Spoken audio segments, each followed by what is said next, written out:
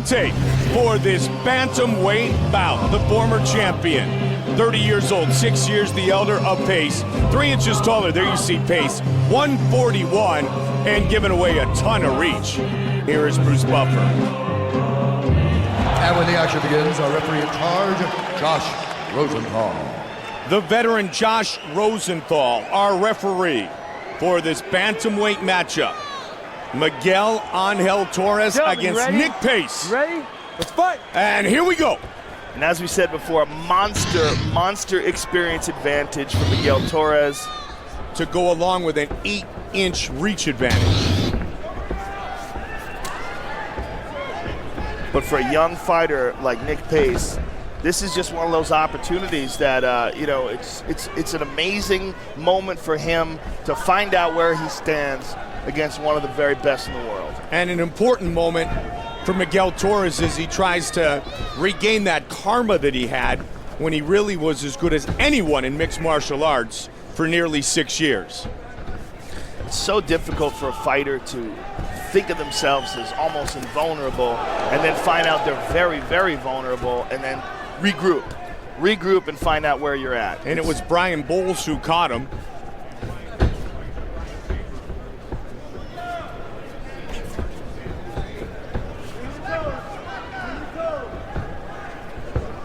And that's what Torres wants to get right back into, is the title talk. Miguel Torres so far is fighting cautiously. He doesn't want to lose to Nick Pace, doesn't want to give him an opportunity to capitalize on, so he's fighting very conservatively in the opening moments. You know, you could say fighting disciplined, cautiously, intelligently, and they're all somewhat the same, but they're all a little different too. Yeah. And there was an interesting comment that somebody made about Miguel Torres, Joey. They said, you don't want, if you're Miguel, because he had so much success, you don't want to become almost over-civilized in the way that you attack your opponents. Yeah, it's a good point, finding that balance. Yes. Good right hand by the former champion. But, you know, every time he opens up, you know, the memories that Brian Bowles' right hand are etched in his mind.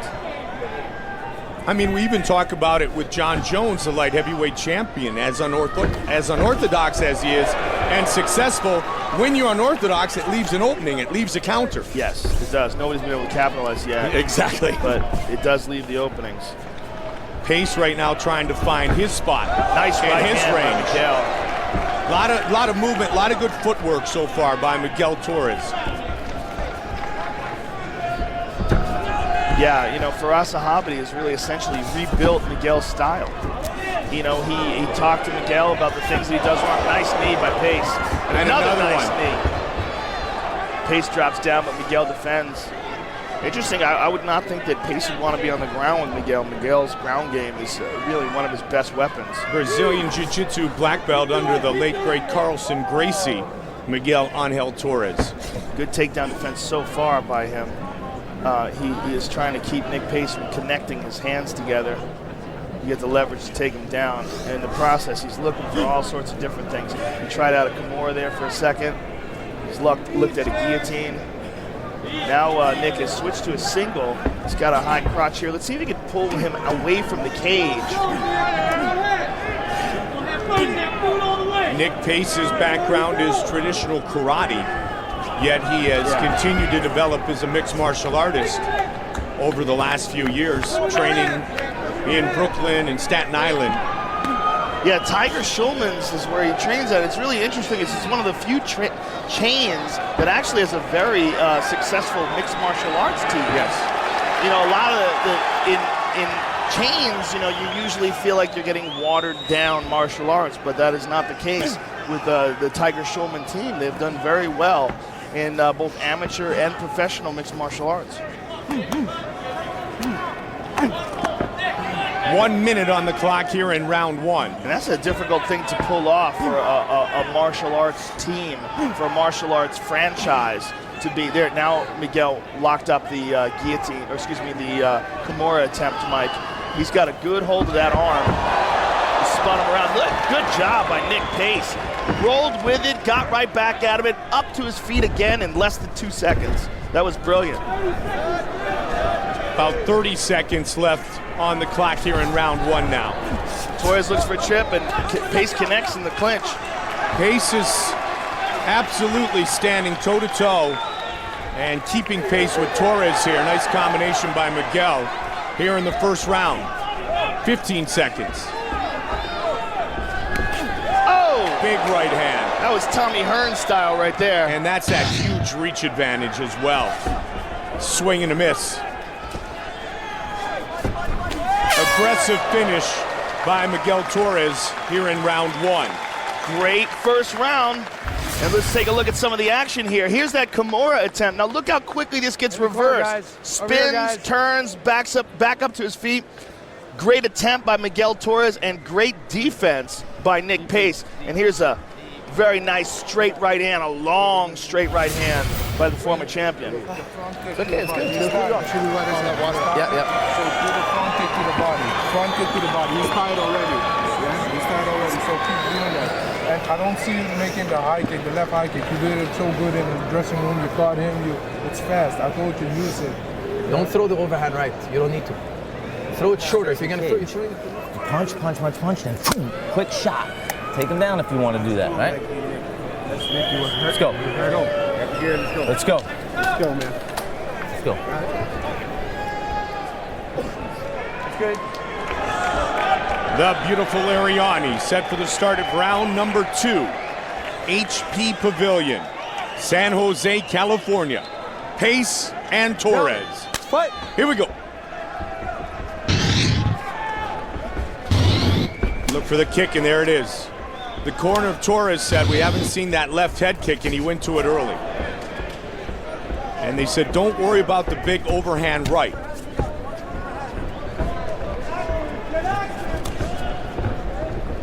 See if he tries to set up that switch kick again on the left side.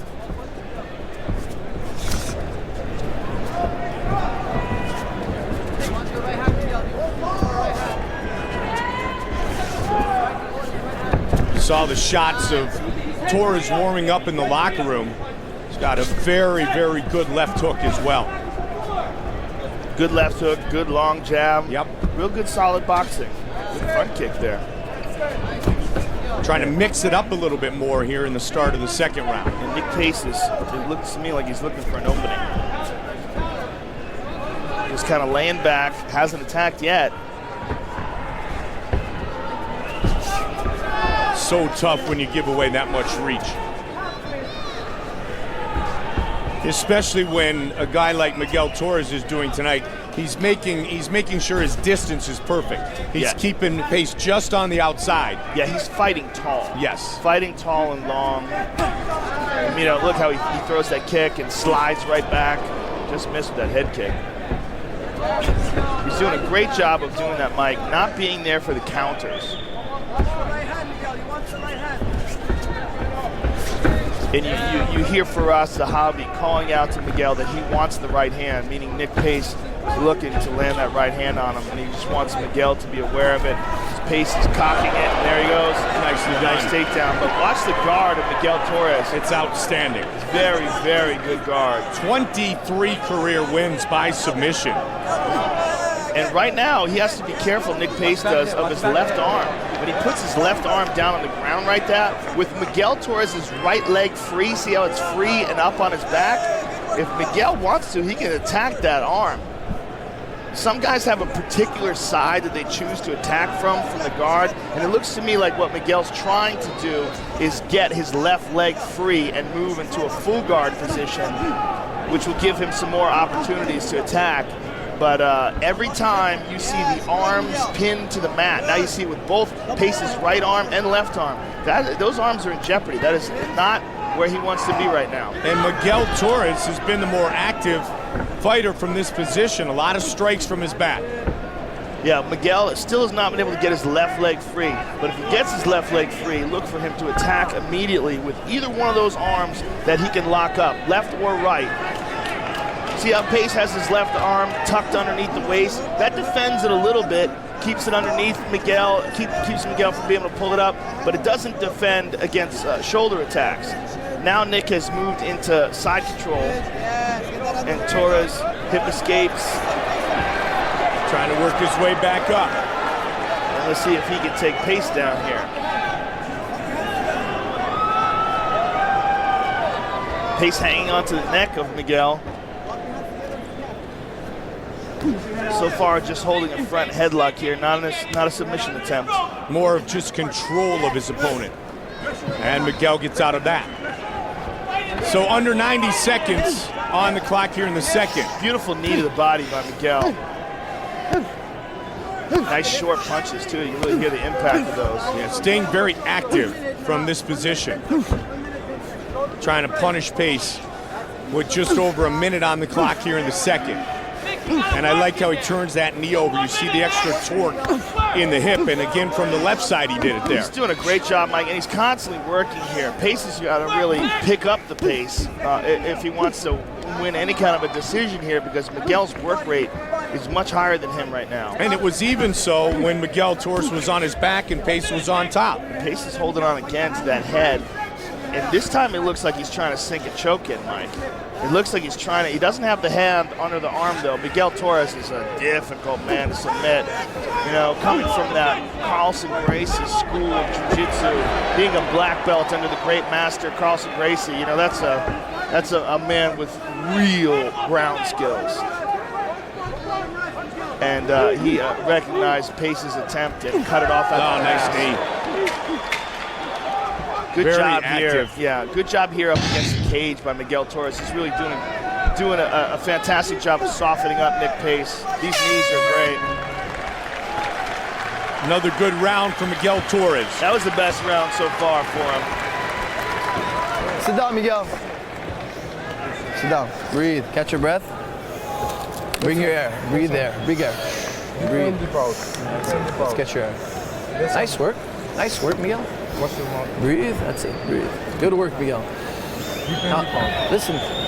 When he takes you down, if he takes you down again, unlock his head off your stomach before you do anything. Because he's just holding to waste the time and hold you there. Close your guard before you get up. You know, if you feel like he's almost passed, regain guard and then try to get up. Don't try to get up when he's almost passed. You did a good job there. You turned that around. He's starting to break. This round, you have to put lots of pace. Come on. You have it, baby. You have it. Let it go. Let it go, baby. Let it go. 5 minutes. Come on.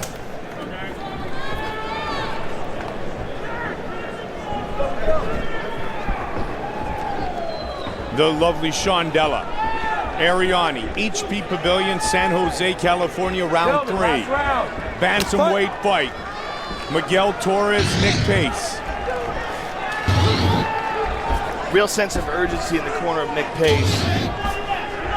They really want him to let it go and connect somehow to Miguel, but Miguel's really found his range in that second round, Mike, and doing such a good job of striking and then sliding out of the range of the counterattacks.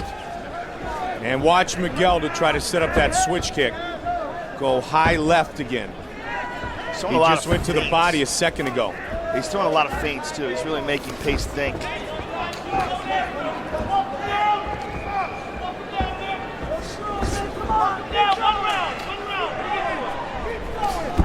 Right hand. Pace has got to get in and try to dictate where this fight takes place. And it's so difficult to do because of the movement and because of the reach, and as active as Miguel Torres has been in this fight.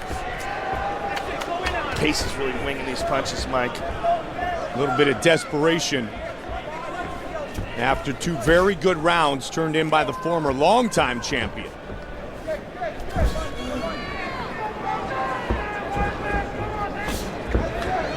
To the body.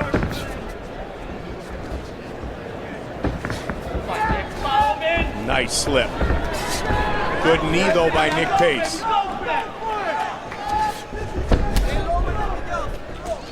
3.5.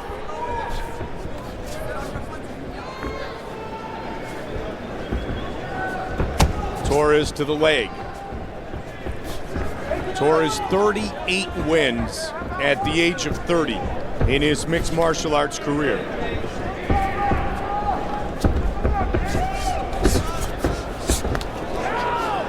Pace missed with his own kick. And there's the knee to the body.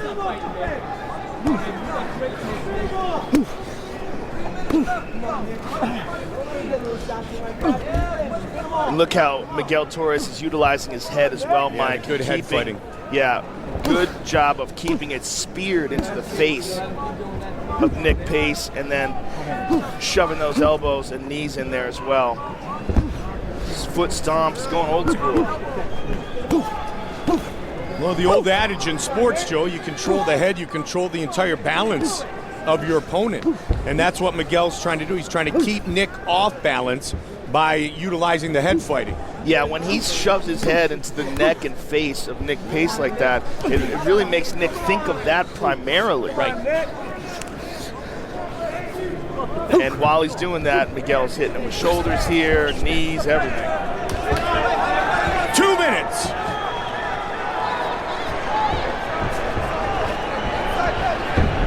Nick Pace has got to do something different to close that distance, Mike, and I would suggest kicks. I would say that, you know, he really is having a hard time reaching him with the reach disadvantage he has. He really hasn't gotten inside at all, has he? Not really. I mean, he has when he's attempted takedowns. Yep. And that was off the counter. Yeah. But Miguel has not let him, you know. It's not like he hasn't wanted to. Miguel's just got real good footwork in this fight, and he's utilizing, he's doing a good job of utilizing feints and forcing Nick to think and keeping that stiff jab in his face. Pace pushes him against the fence. Now Pace has got to really take advantage of every opportunity like this. With just a little over a minute to go, he's got to make something happen. Yeah, and the clock quickly becoming his enemy with a minute now remaining in this fight. Nice knees. Like, he really turns those over nicely. Miguel Torres continuing his journey, and it is a journey towards becoming one of the best in the world and a true contender for the bantamweight belt. Really talked about how much he and Firas Zahabi would sit up late and not just talk fighting, but life and philosophy and, you know, what really motivates him to be the best. Under 30 now. Pace has got to try to swing and swing hard.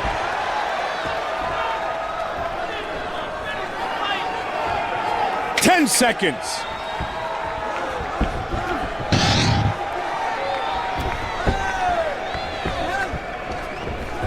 Very solid performance by Miguel Torres.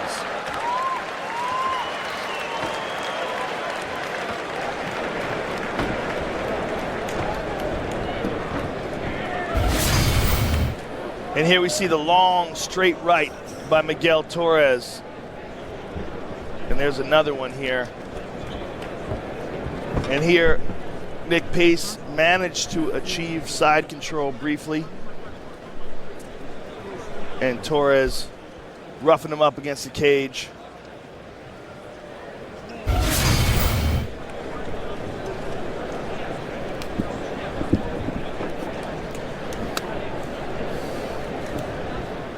Branched out with his training the month he spent in South Florida with the Black Zillions.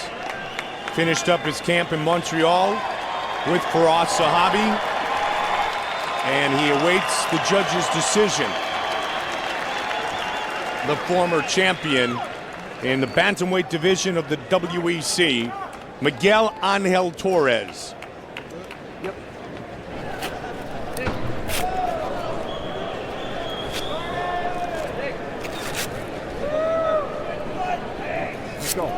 Bruce Buffer has the official decision. Ladies and gentlemen, after 3 rounds, we go to the judges' scorecards for decision.